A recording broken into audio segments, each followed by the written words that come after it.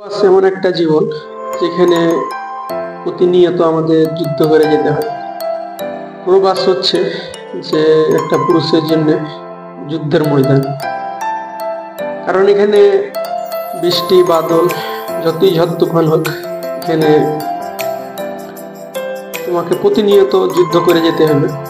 কারণ একটা প্রবাসী সবসময় বুঝতে পারে সময়ের কি মূল্য।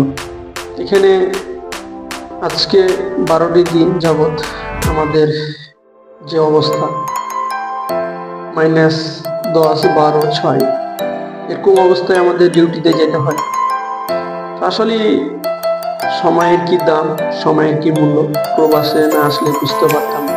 ভিডিওটা যে যেখান থেকে দেখছেন অবশ্যই সবার জন্য দোয়া রইল এবং আমাদের জন্য দোয়া করবেন। সবাইকে আল্লাহ যেন সুস্থ রাখে, আপনাদেরও সুস্থ রাখে। তো এমনিতেই আছি, সাধারণত মোটামুটি ভালোভাবেই আছি।